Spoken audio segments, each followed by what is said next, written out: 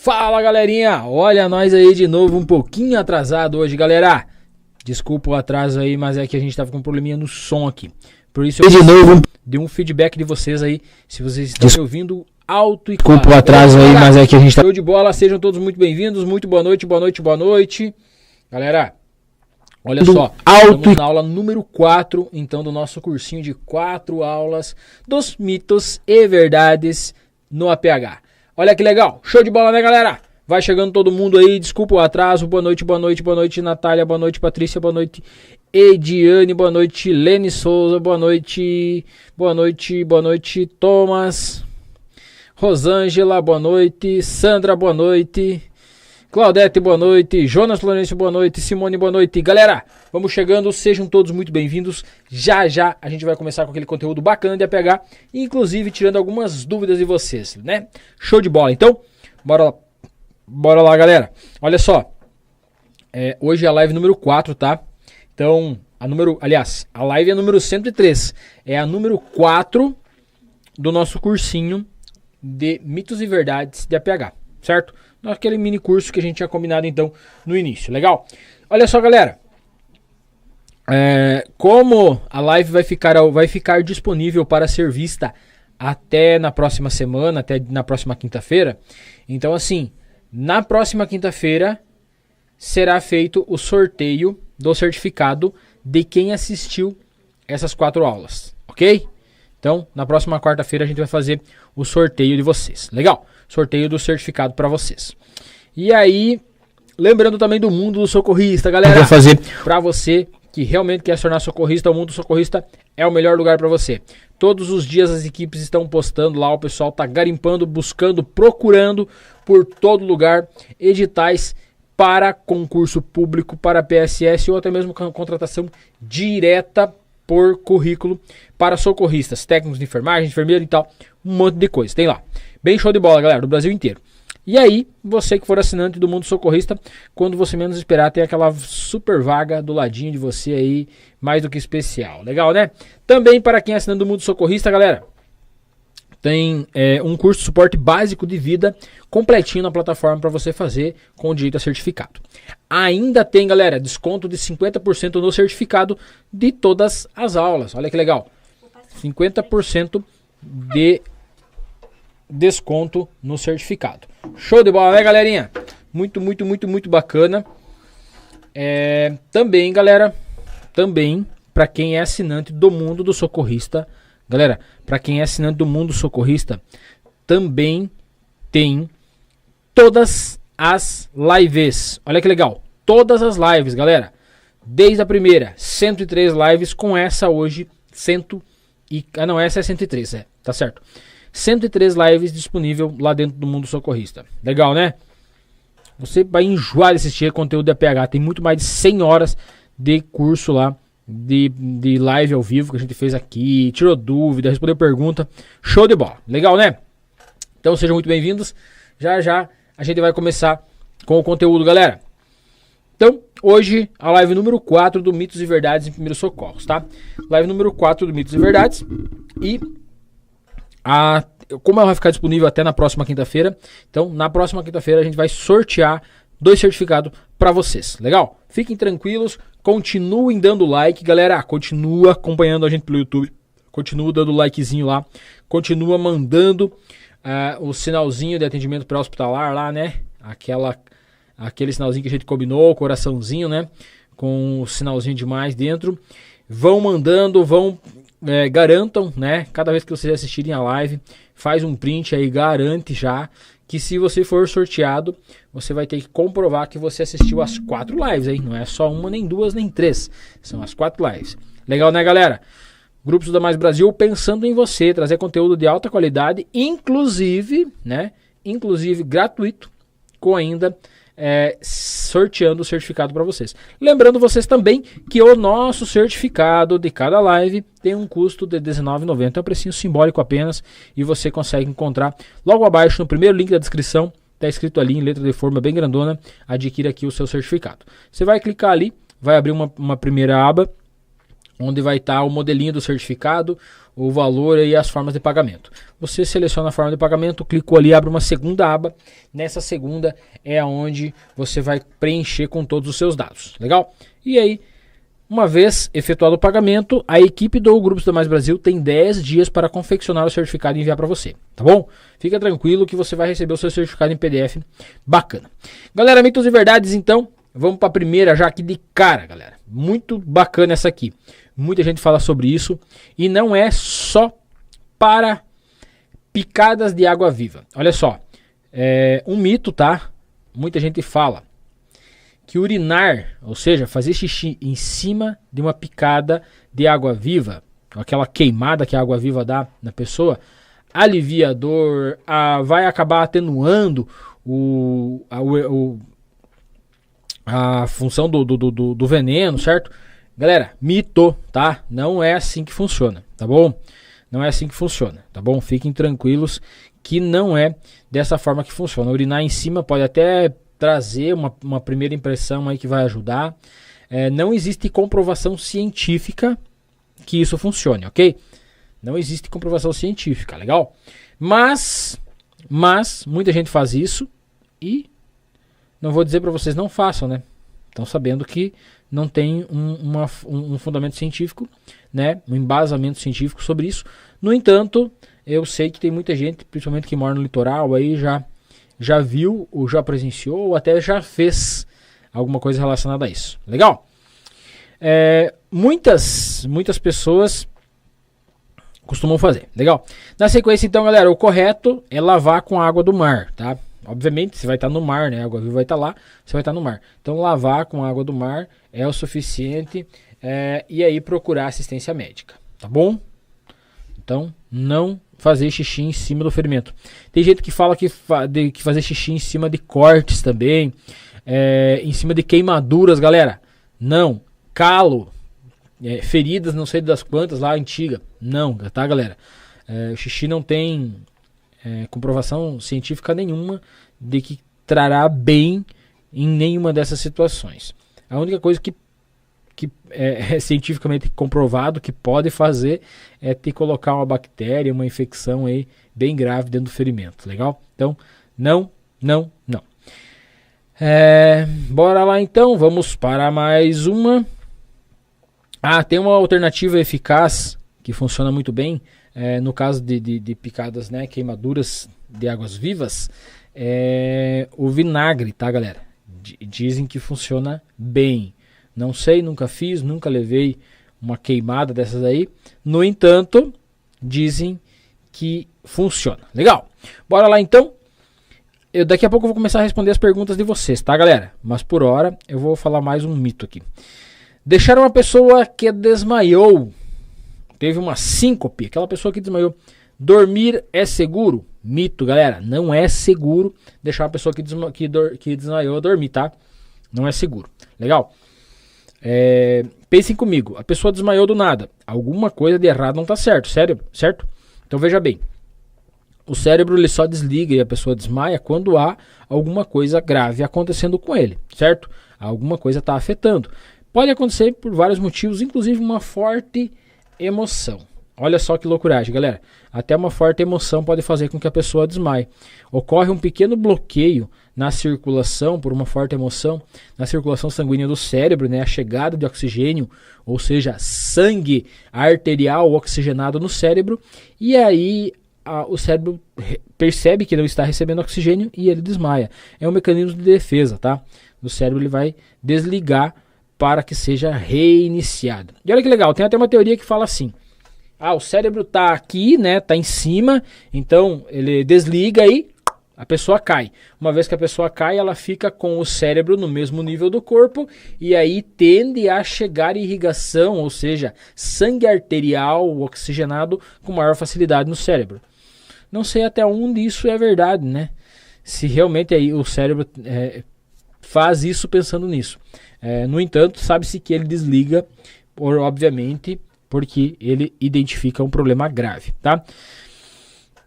E inclusive tem uma situação que é bem engraçada, que fez eu lembrar agora de uma história.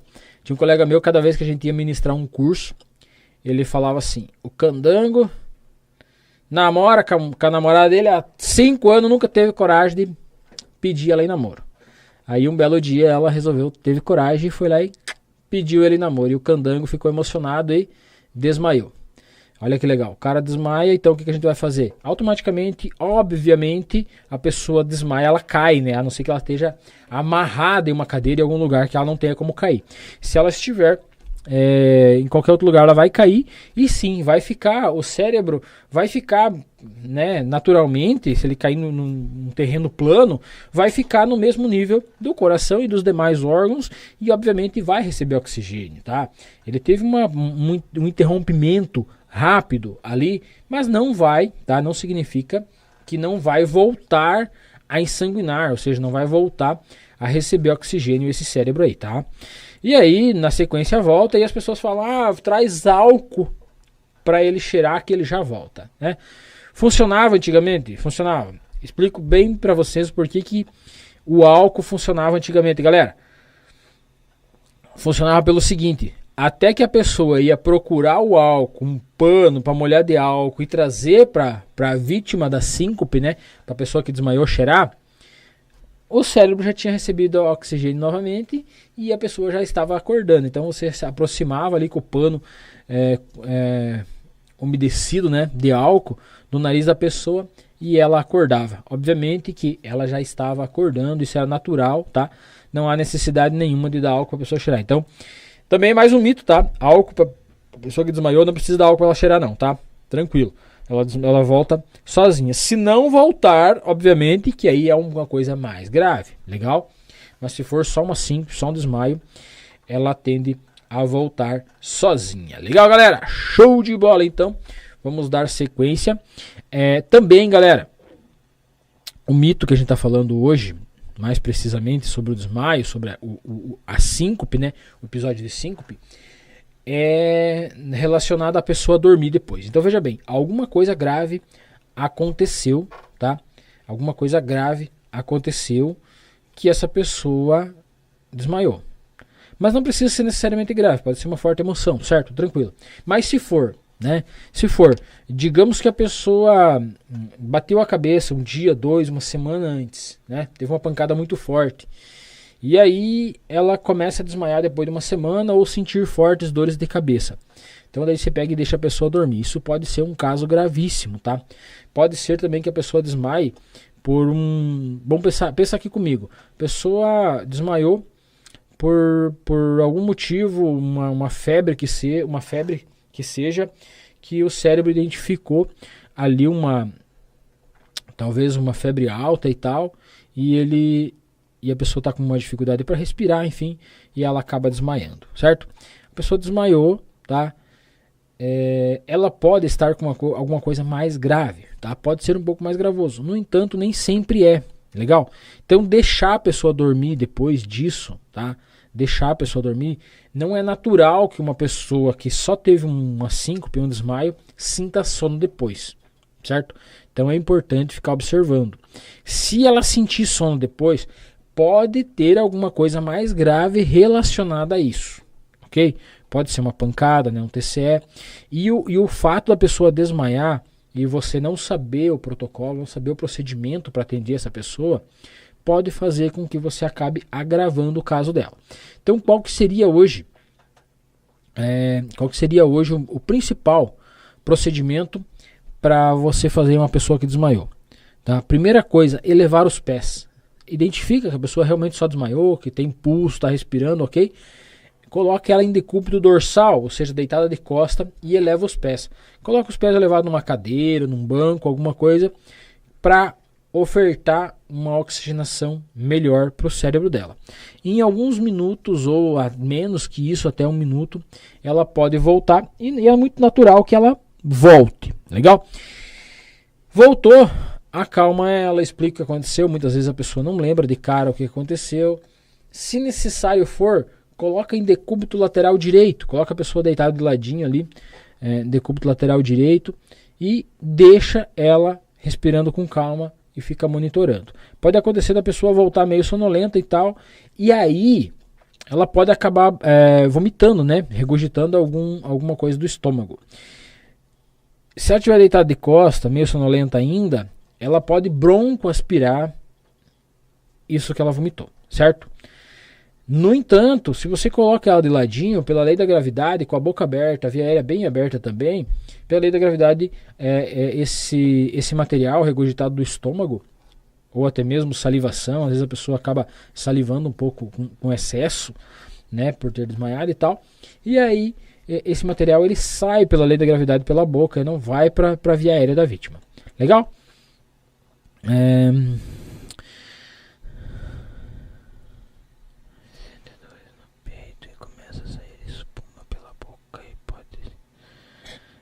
Olha só, tem uma pergunta aqui, vou responder já de cara aqui, vou ver se eu consigo entender. Quando desmaia e na hora que começa a voltar, sente dor no peito e começa a sair espuma pela boca. Pode ser o que? Não sei. Pode ser um monte de coisa, tá? Pode ser um monte de coisa. É importante ter um diagnóstico médico. No entanto, espuma pela boca pode estar relacionada a algum tipo de convulsão. Essa pessoa pode ter desmaiado. Apresentar que é um desmaio, mas ser uma convulsão, tá? Existem vários tipos de convulsões diferentes. E nem todas elas a pessoa tem aquelas contrações involuntárias, tá? Contrações musculares involuntárias. Legal? Então, pode ser um monte de coisa aí. É necessário um diagnóstico médico, principalmente se essa pessoa ainda não tem, né? Obviamente. Legal, galera? Show de bola, show de bola. Vamos dar sequência aqui, então. Mais um mito aqui, galera. Mais um mito aqui, então. Não deixe, então, tá? Não deixe a pessoa que desmaiou ficar dormindo, ok? Não acordou, tipo, desmaiou e continua dormindo. Passou de 2, 3 minutos aí. É importante ligar para emergência, né? O SAMU 192. Pelo menos para buscar informação com o médico regulador. Talvez o médico vai te orientar a fazer alguma coisa que vai ajudar essa pessoa a acordar. No entanto, se isso não for possível, né, a pessoa não acordar, aciona-se, já que está na linha, né, o serviço de atendimento pré-hospitalar, ou seja, o SAMU. Legal, galera? Aplicar gelo diretamente em uma lesão é eficaz? É eficaz aplicar gelo em algumas lesões. Ajuda a evitar o edema, né, o inchaço. No entanto, galera, não se aplica o gelo direto na pele, ok? Deve-se proteger a pele. O gelo também é uma das fontes de queimadura, tá? O gelo pode causar queimaduras graves. E aí é importante que você não faça a aplicação do gelo diretamente na pele, ok? Proteja com uma toalha, um pano, ou enrole o gelo em um pano antes de aplicar no local machucado, ok? Usar algodão para limpar feridas é recomendado? Não, galera. É mito também, tá? Antigamente se usava bastante, mas não se usa. O algodão, tá, galera? O algodão, ele solta fibras quando você está fazendo a limpeza ali do ferimento. Essas fibras podem ficar dentro do ferimento e causar infecções graves, tá? Até porque o algodão, ele não é estéril, né? O algodão, ele não é um material estéril. E aí ele pode ter sujidade, enfim, bactérias, e pode causar graves infecções. Legal? Por isso que se usa, então, gaze ou Zobeg, alguma coisa do gênero, compressa para fazer a limpeza. Legal, galera? Show de bola, então. Show de bola. Antigamente era bem usado, tá, galera? Hoje não se usa mais o algodão. Legal? Bora. Galera, você ter um conhecimento de APH pode salvar a tua vida. Mais importante que isso, pode salvar a vida do teu filho, do teu pai, da tua mãe, do teu esposo, da tua esposa, inclusive da tua sogra. Olha que legal. Pode, tá? É importante você ter conhecimento de atendimento pré-hospitalar. Legal? Mas eu preciso saber tudo. Não, galera, não precisa dominar todos os protocolos, tá? Se você não é socorrista, não atua na área, você não precisa dominar todos os protocolos. Você precisa dominar alguns protocolos, tá? Um dos principais, eu vou falar de uns 3 ou 4 aqui que são principais. Identificar uma parada cardiorrespiratória e iniciar uma RCP de alta qualidade. Qualquer um deveria saber fazer isso. Todo mundo deveria saber fazer isso. E qualquer um que queira ter qualquer conhecimento mínimo de APH, tem que conhecer, saber identificar uma parada cardiorrespiratória e iniciar compressões de alta qualidade, certo? Outra condição que qualquer um que tenha um conhecimento mínimo de APH deve dominar: controle de graves hemorragias, tá? Fazer um controle de uma grave hemorragia, fazer a aplicação de um torniquete é muito importante, galera. É o que salva vidas. Legal? É o que salva. Saber reconhecer e iniciar uma RCP de alta qualidade em uma vítima em parada cardiorrespiratória. Parar uma hemorragia gravíssima o mais rápido possível é o que faz a diferença, galera. É muito rápido a vítima que está com hemorragia gravíssima. Quanto mais proximal ao corpo for o ferimento, galera, o caso, a veia ou a artéria rompida, mais rápido a vítima morre, tá? É muito rápido, entre 4 ou 5 minutos a pessoa já está em parada cardiorrespiratória se tiver um rompimento aí numa artéria ou numa veia femoral, certo? Então é muito importante que qualquer um, tá? Qualquer um que domine qualquer tipo de atendimento pré-hospitalar, que queira conhecer, domine, reconhecer uma hemorragia grave e aplicar um torniquete, uma pressão local, um curativo compressivo, para sanar essa hemorragia de alguma forma o mais rápido possível. Deixa eu só ver aqui, tem uma pergunta aqui. RCP deve ser. RCP em pessoa operada pode cena pode.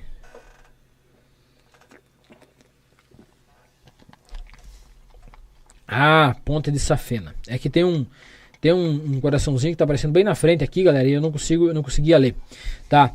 Então, o Everson Batista, ele quis perguntar se a RCP, né, a pessoa que está em PCR, no caso a pessoa que fez uma operação, né, fez uma cirurgia e colocou uma ponte de safena, tá? E entrou em parada cardiorrespiratória, se deve fazer RCP. Então vamos lá, Everson e todos os demais socorristas, galera. A RCP é aplicada em uma pessoa em parada cardiorrespiratória. Parada cardiorrespiratória, ou seja, cardio, coração parou, ok? Automaticamente a respiração para também. Legal? Se o coração parar, cara, se você não iniciar uma RCP de alta qualidade, a pessoa vai morrer. O próximo passo é o óbito. Não existe outra forma. Tá bom? Então, assim, não importa o tipo de cirurgia, se fez 1, 2, 3 ou 10 pontos de safena, se fez um transplante de coração, se abriu o tórax por algum motivo para fazer alguma coisa, não importa o tipo de ferimento, de cirurgia que a pessoa tenha feito, tá? Não importa. Se ela entrou em parada cardiorrespiratória, o único recurso é a RCP, tá bom? É o único recurso, é a RCP, protocolo da RCP. Não tem outro, ok? Não importa. E essa pergunta é muito frequente, é muito bacana que seja feita, galera, porque assim, ó, já vi várias vezes essa pergunta, inclusive não faz muito que eu estava em uma ocorrência que a vítima estava em parada cardiorrespiratória e os familiares estavam preocupados que ela tinha feito uma cirurgia no coração há um tempo atrás. A preocupação dos pacientes, dos familiares era a cirurgia que a vítima tinha feito no coração. Veja bem, o coração já parou, a RCP é só feita quando o coração já parou. Não faz diferença nenhuma, tá? A cirurgia que tu já fez. Inclusive perguntam sobre a pessoa ter marca-passo, se faz RCP igual, se dá o choque. Normal, galera. Faz RCP, dá o choque do mesmo jeito. Se estragar o aparelho, troca, tá? Não, isso não acontece, mas se acontecer, troca o aparelho, tá? Qual que é a finalidade de um aparelho, de um marca-passo, né? Em um corpo desanimado, sem vida? Não tem finalidade nenhuma, certo? Então tem que ser feita a RCP, ministrar o choque se for necessário, ministra o choque igual, tá? Não fará diferença nenhuma o marca-passo está na pessoa se ela estiver em parada, se ela estiver em óbito, certo? Então faz a RCP igual. Quando a pessoa idosa está sempre com a pressão alta, a pressão arterial baixa, pode ser problema, tem que procurar o médico ou não? Galera, então vamos lá. A pergunta é: quando uma pessoa idosa está sempre com pressão arterial baixa, pode ser problema? Tem que procurar um médico ou não? Galera, veja bem, pressão arterial é um problema, tá? É bem complicado e é necessário sim procurar um médico, tanto para alta quanto para baixa, ok? No entanto, os idosos tendem a ter uma pressão baixa.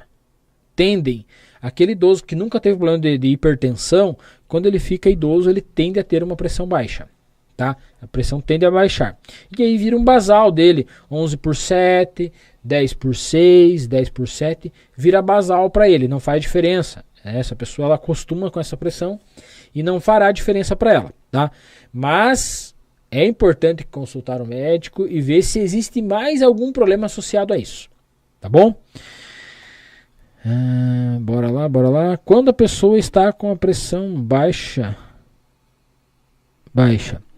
é verdade que tem que colocar um pouco de sal debaixo da língua? Olha que bacana, mito ou verdade, galera? Edna Oliveira Fonseca. Mito ou verdade? Quando a pessoa está com a pressão baixa, deve colocar um pouco de sal embaixo da língua. Então vamos lá, galera.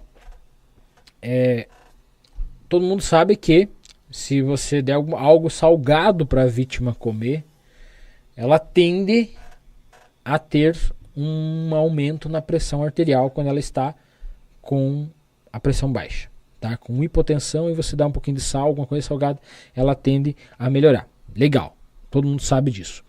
No entanto, galera, olha que louco. Você tem certeza absoluta que é uma pressão baixa? Não é porque ela passou mal por qualquer outro motivo, ou até mesmo teve um pico de hipertensão, e aí você pega e dá sal para a vítima. Talvez você termine de matar com a miserável, tá? Ela já está com uma pressão alta, às vezes, né? Pensa comigo, a pessoa já teve várias vezes hipotensão, várias vezes pressão baixa. E aí naquele dia ela teve uma pressão alta, teve um pico de hipertensão. E aí você, viu que ela tá mal, reclamou, se sentiu mal, pega e dá sal. Coloca sal embaixo da língua e com o objetivo de ajudar. Só que nesse caso, nesta vez, ela estava com hipertensão, pressão alta. E aí você piora o quadro dela, tá? Então não deve colocar sal embaixo da língua da vítima, ok? Não deve colocar sal embaixo da língua da vítima, tá bom? Não deve. Funciona? Funciona. Deve? Não.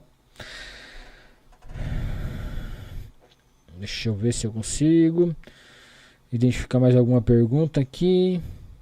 Por que tem gente que sente uma tonteira e tonteira e logo já desmaia? Pode ter vários motivos, tá? Pode ser desde fome, tá? Pode ser desde fome, fraqueza, até uma doença, tá? Não tem como saber por que ela ficou tonta e desmaiou. Pode estar associada a labirintite, pode estar associada a hipotensão, hipertensão, pode estar associada a fraqueza, falta de algum tipo de nutriente, algum tipo de vitamina, ou até mesmo relacionada a alguma doença, tá bom? Rosimara. Já vamos dar sequência em mais algumas perguntas aqui. Deixa eu continuar falando o que eu estava falando aqui, galera. Então eu estava falando para vocês sobre quem quer, né, ser socorrista, vai buscar para se aprofundar em todos os protocolos, obviamente.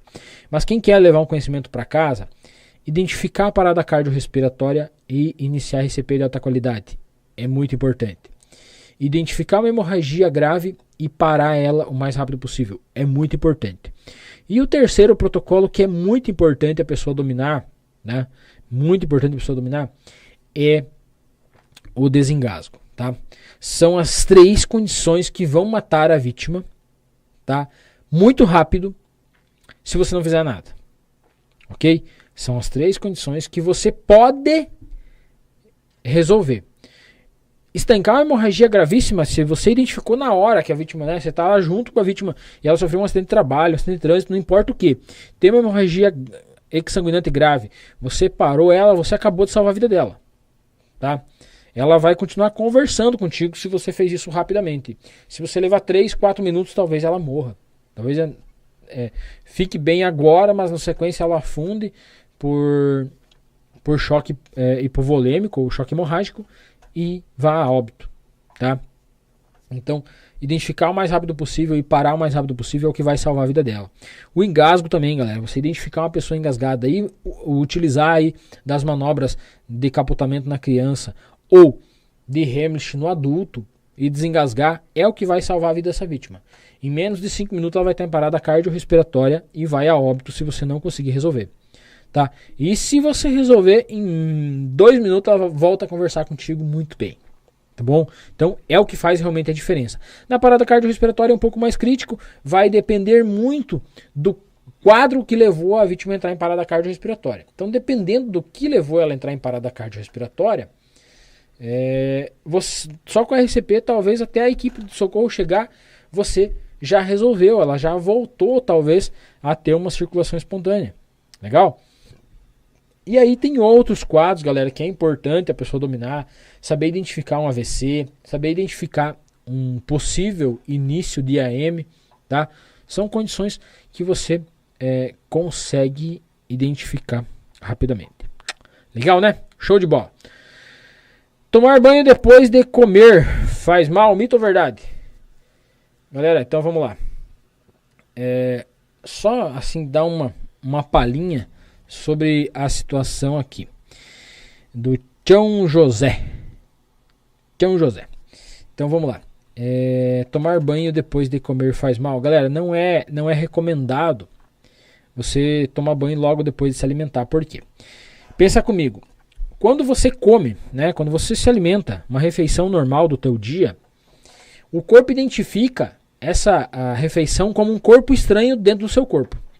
Tá? Ele identifica como se fosse uma facada, como se fosse um tiro, né? E a bala fica lá dentro, a faca entrou e ficou lá dentro. Ele identifica como um corpo estranho lá dentro. Então ele concentra uma grande quantidade de células para a tua alimentação, para o teu estômago. É uma grande quantidade de células que vai para o teu estômago. Por isso que muitos, inclusive eu, logo depois do almoço querem dar aquela cochilada, dar sono. Por quê? Uma grande quantidade de células é enviada para o estômago, tá bom? Então, a pessoa tende a ter sono depois disso. Se você for tomar banho depois disso, vai te fazer mal? Não. Mas talvez tomar um banho gelado. Olha só, você se alimentou e entrou no chuveiro gelado, tomar aquele banho gelado rapidão ali e tal, além de se preocupar com esse corpo estranho, as tuas células têm que se preocupar com a manutenção da temperatura do teu corpo, que é responsabilidade de algumas células, também a sua pele e o líquido do seu corpo, tá? A água, né, o líquido que está no nosso corpo, ele também ajuda na temperatura do nosso corpo, manter a temperatura, baixar quando está muito quente e elevar quando está muito frio, certo? Então, quando você se alimentou e foi tomar um banho gelado, pode acontecer, tá? De você não ficar legal ou não se sentir muito bem, porque aí as células precisam se dividir, obviamente que tem bastante, aquela coisa toda, né? Mas há uma demanda muito grande ali, porque há uma baixa temperatura, as células têm que se preocupar em manter o meu corpo aquecido e não deixar me dar uma hipotermia, obviamente, embaixo da água gelada, e tem que se preocupar com aquele corpo estranho que está dentro da barriga, né? Aquela alimentação que você comeu. Então pode acontecer? Pode. É regra? Não, tá? Não é regra. Não é recomendado, tá bom? Para trabalhar no SAMU, tem que fazer o curso de enfermagem ou não? Isabel 89. Isabel, se for para trabalhar como condutor socorrista, não precisa o curso técnico de enfermagem, tá? Se for para técnico de enfermagem ou enfermeiro, daí sim, tem que ter, para o técnico de enfermagem tem que ter o curso técnico e para o enfermeiro tem que ter o curso de enfermagem, ok? Tá? A faculdade de enfermagem. Para condutor socorrista, não. Legal? Para condutor socorrista, carteira nível D, mais o curso de condutor de veículo de emergência. Em algumas instituições exigem experiência, outras exigem o curso socorrista, ok? Esse é meu grande sonho. desde que me formei em técnica de enfermagem. Rosângela Oliveira. Ela, acho que ela está relacionada a trabalhar no SAMU, que é a pergunta da colega do lado de cima aqui. Será muito bem-vinda, tá, Rosângela? Com certeza você vai somar bastante no SAMU. Como aplicar o OCP? Como aplicar o OCP? Deve ser RCP? É isso, Rogério? Você quis falar RCP? Então, a RCP é aplicada no centro do tórax da vítima, tá?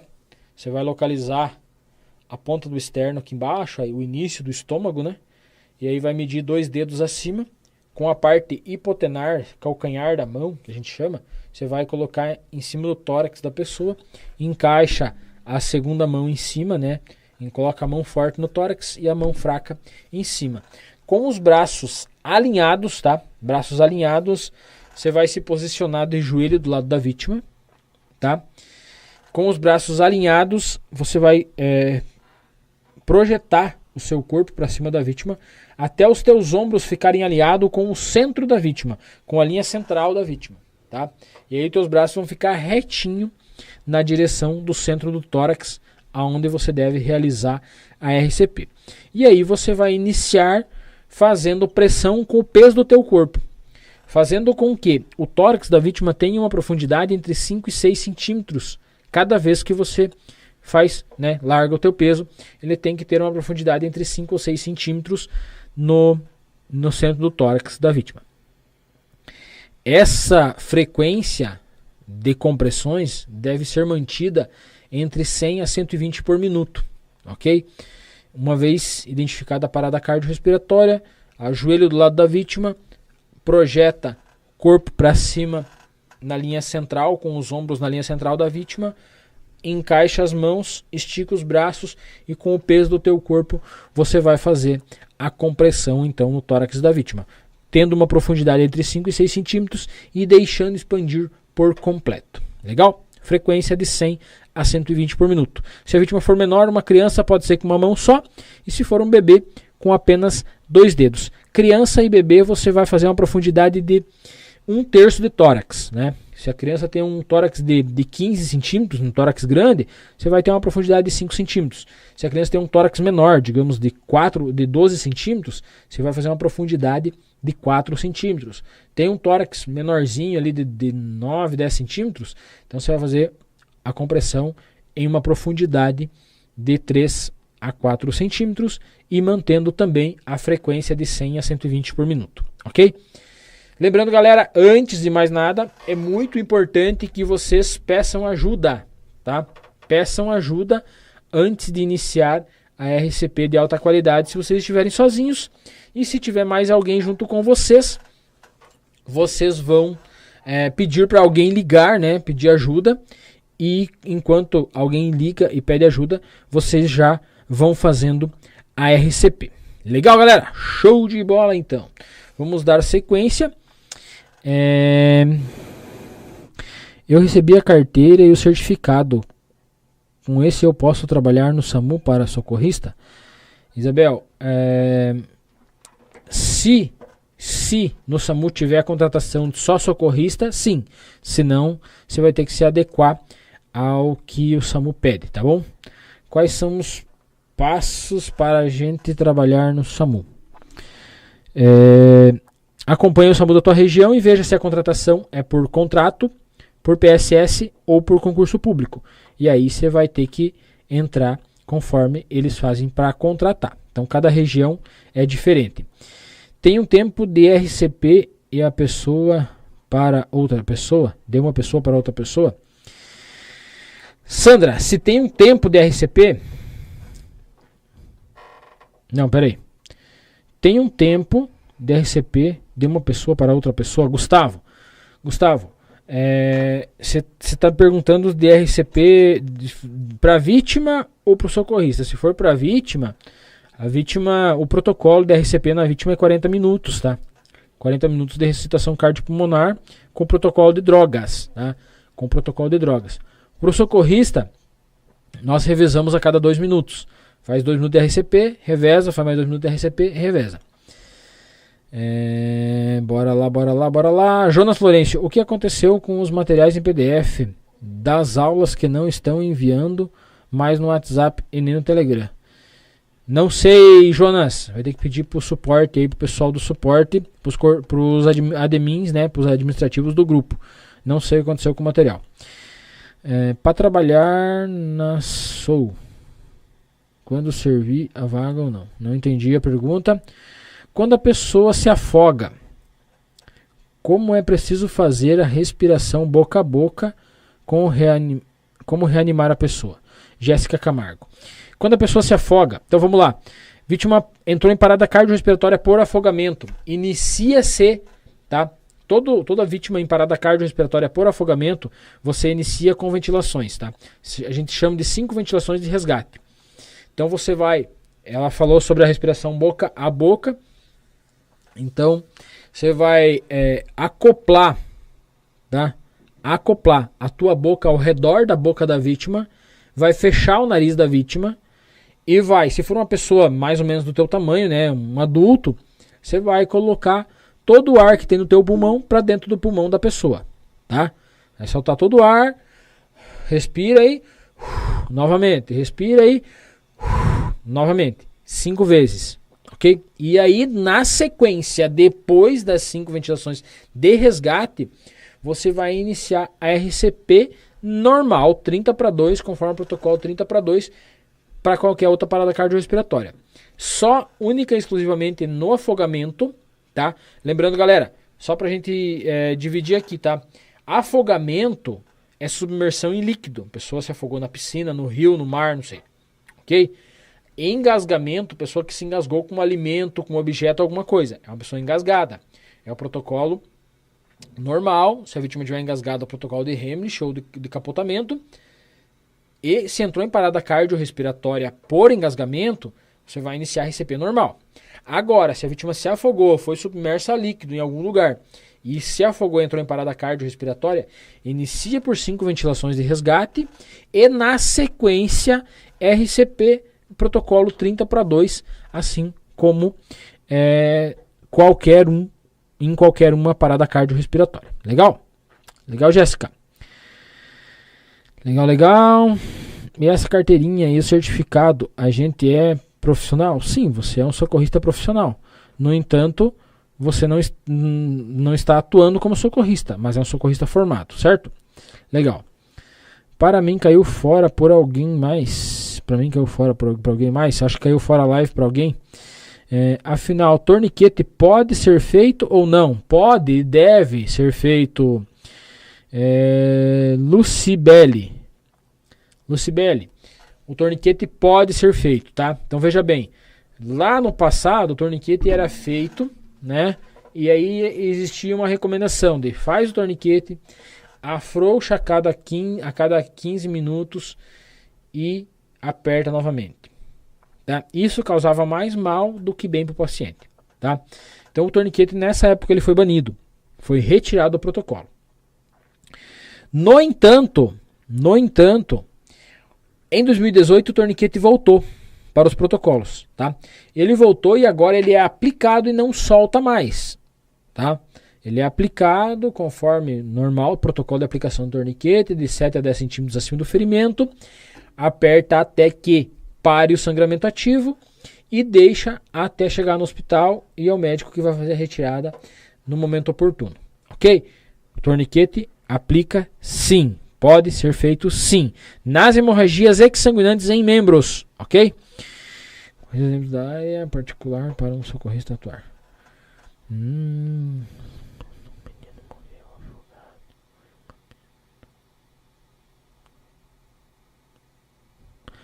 Jonas Florencio, essa semana um menino morreu afogado. Foi uma pena. Se pelo menos alguém soubesse a pH, né, de afogamento, salvaria a criança.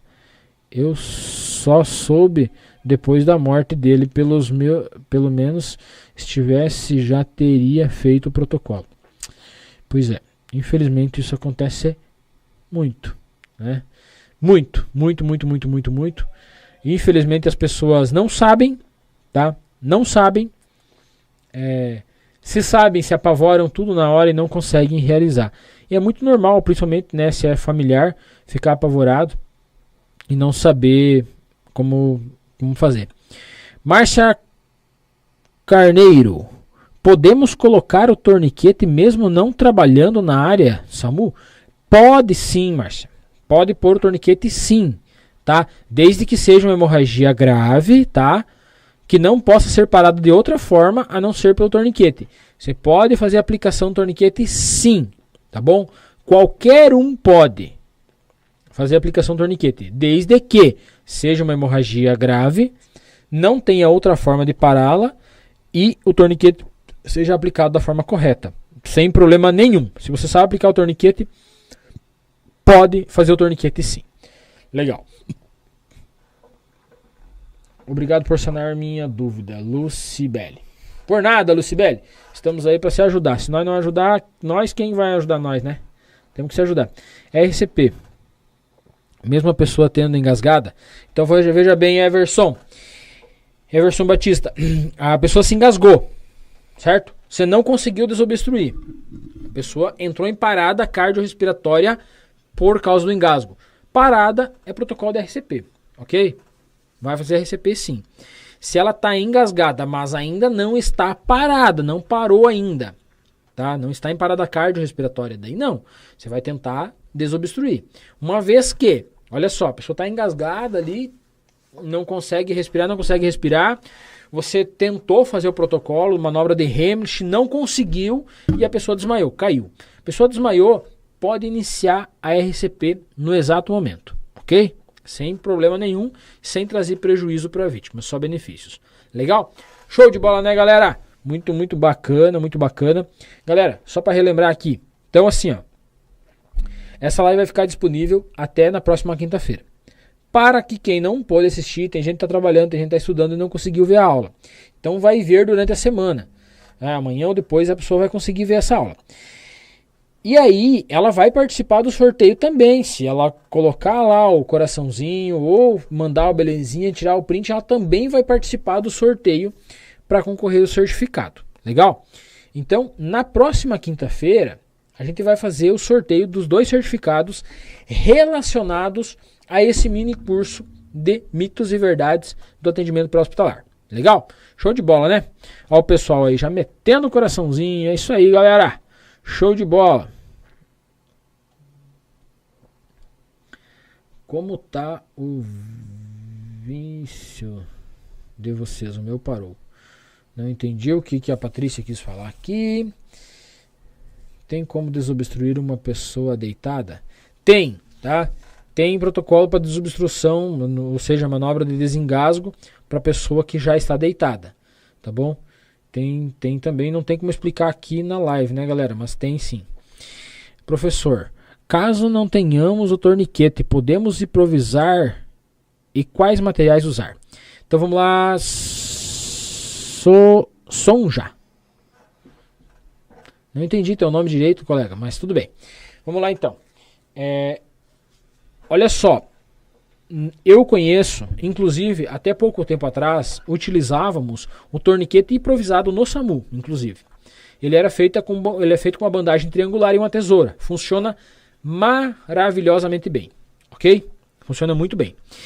No entanto, galera, quando forem aplicar o torniquete, vocês têm que se atentar para que o material que for utilizado, ele deve ter uma largura mínima de 5 centímetros, tá? Para não causar lesão no músculo da vítima. Tá? Tem que ter uma largura mínima de 5 centímetros. De 5 a mais. O torniquete normal, o torniquete tático que tem por aí, né, os auto-aplicáveis, eles têm 5 centímetros de largura. Não pode, o material que for utilizado para fazer o torniquete, não pode ter menos de 5 centímetros. Pode ser um cinto? Pode ser um cinto. É muito usado o cinto. Tecido, sim, desde que ele tenha um mínimo de largura de 5 centímetros. Não pode fazer com cadarço, arame, fio, essas coisas não, ok? Mas desde que seja um tecido ou qualquer outro material que tenha uma largura mínima de 5 centímetros, ou seja, 5 ou mais centímetros de largura para fazer a aplicação, ok? Aí pode improvisar sim. Legal, galera! vou falar a senha, vou encerrar por hoje. Já é 9 horas, né? 21h03. Vamos encerrar por hoje. Na próxima quinta a gente volta com um novo conteúdo. Nem sei o que vai ser. A gente vai bolar um conteúdo bacana para falar com vocês na próxima quinta-feira. Fazer aquele mini curso novo de 4 aulas. E também na próxima quinta-feira a gente vai fazer o sorteio, então, dos 2 certificados desse mini curso de mitos e verdades de primeiros socorros. E a senha para o material, galera. Para você acessar o material, a partir de amanhã à tarde, o pessoal vai postar para vocês. A senha é aula 4. Ok? Senha do material, então, para você acessar o material em PDF a partir de amanhã no WhatsApp ou no Telegram é aula 4. Valeu, galera! Até na próxima quinta, nessa mesma hora, nesse mesmo canal. Valeu!